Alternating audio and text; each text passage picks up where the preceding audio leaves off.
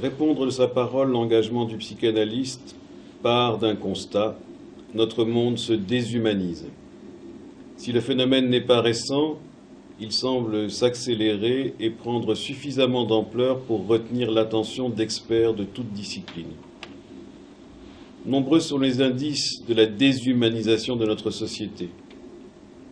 Pour rendre compte de ce phénomène inquiétant, je vais partir de l'hypothèse que le processus même de la constitution d'une société porte les germes de sa déshumanisation.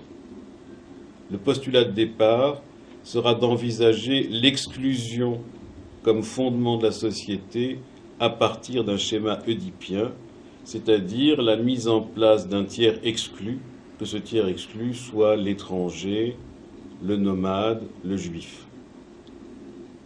Mais il y a aussi la mise en place d'une exclusion interne, à côté de cette exclusion externe, exclusion interne qui va avoir comme effet de donner un baromètre de l'humanité de notre société. Et je pose trois figures de l'exclusion: l'hystérique, le pervers et le fou. Le pervers et le fou sont des figures connues qui vont alimenter les faits divers et qui permettent d'entendre, j'ai envie de dire presque au quotidien, ce que signifie cette notion d'exclusion. Le fou, dès qu'il se manifeste dans l'espace public, on n'a de cesse que de l'enfermer.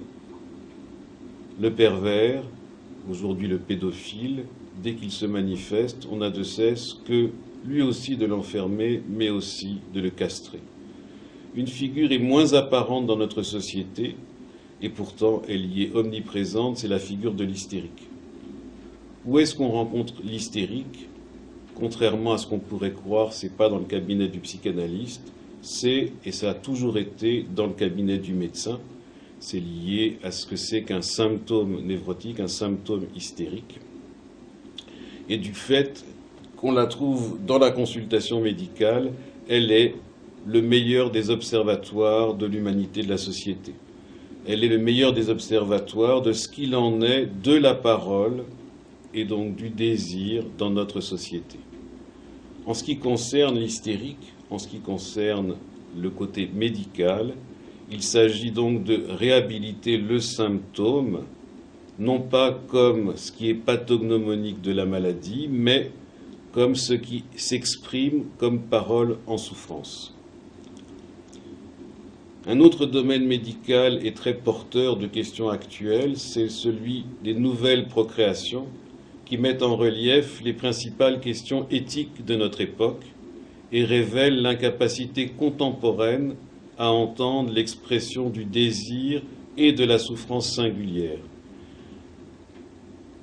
qui se défend même contre cette souffrance en érigeant une série de protocoles entre les médecins et les patients.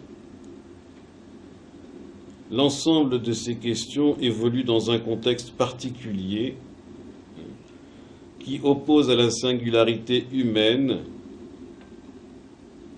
une représentation économique du monde, représentation qui caractérise notre temps et dont le concept opérateur est la rentabilité. Ce concept opérateur oppose à l'être humain comme être parlant la logique du chiffre.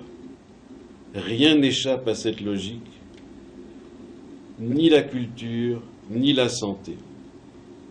Du coup, l'abâtardissement de la production culturelle en produits de consommation est une entrave massive à l'une des voies essentielles pour lutter contre la déshumanisation, c'est-à-dire la sublimation. Face à ça, la psychanalyse offre tous les outils nécessaires pour résister à ce phénomène. Elle permet un retour à la responsabilité individuelle, un recentrage sur notre implication subjective sur notre propre destin. Il s'agit, à travers elle, de se donner les moyens de répondre de la parole.